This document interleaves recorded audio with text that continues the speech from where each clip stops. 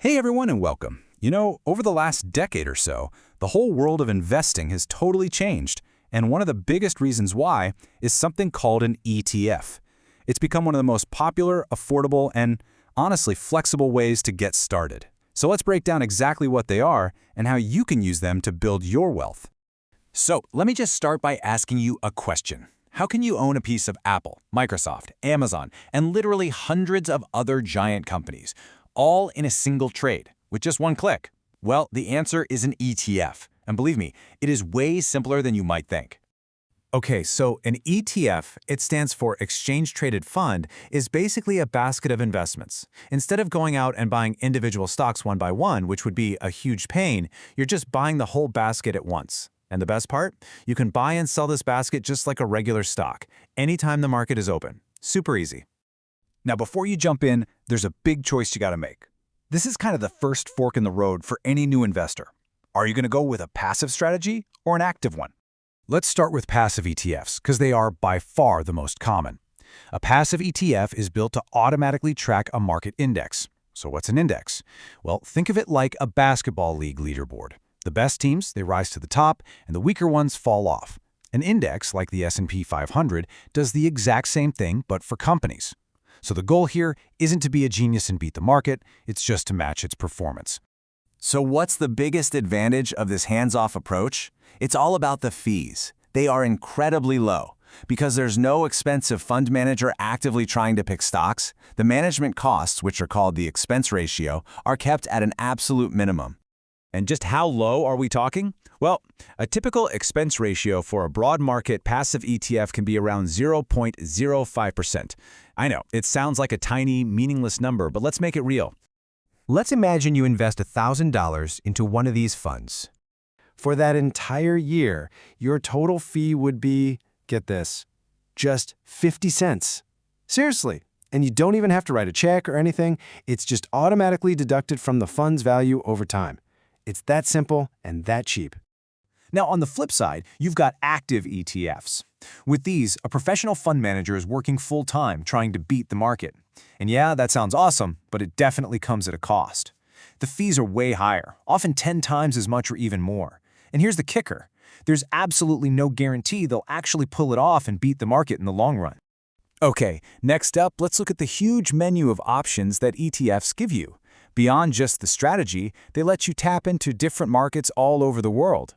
You can invest right here in the US market with something like an S&P 500 ETF. Or you could go global with an international ETF that covers developed countries in Europe and Asia.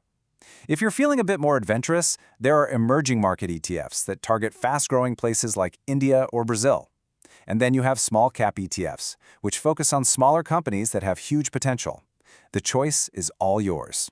And this is the real power of diversification right here. When you buy just one share of an S&P 500 ETF, you're not just buying one thing. You're instantly invested across all the major sectors of the economy. You've got tech, healthcare, finance, you name it. It's all in that one single basket.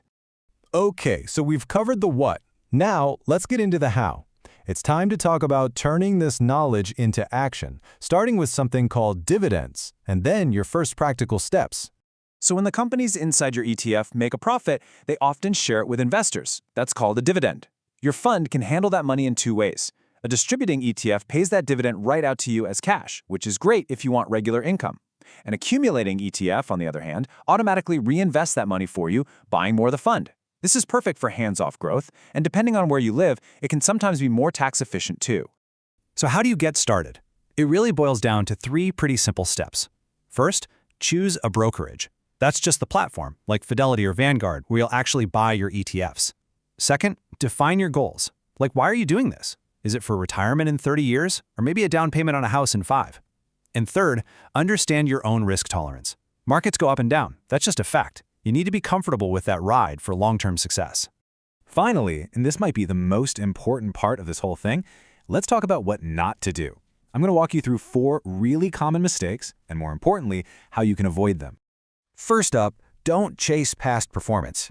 This is a classic beginner trap. Just because a fund had an amazing year last year does not mean it will do the same this year. You always want to do your own research into the fund's strategy, not just its recent scoreboard. Mistake number 2 is ignoring those expense ratios we talked about earlier. A fee of, say, 1% might not sound like a lot, but over 20 or 30 years, trust me, it can eat up a massive chunk of your potential earnings. Keep those fees low. Third, please avoid a lack of diversification. Even with ETFs, it can be really tempting to put all your money into one exciting sector like AI or something. But spreading your investments across different areas and different regions is the single best way to reduce your risk. Don't put all your eggs in one basket. And last but definitely not least, don't invest in something you don't understand.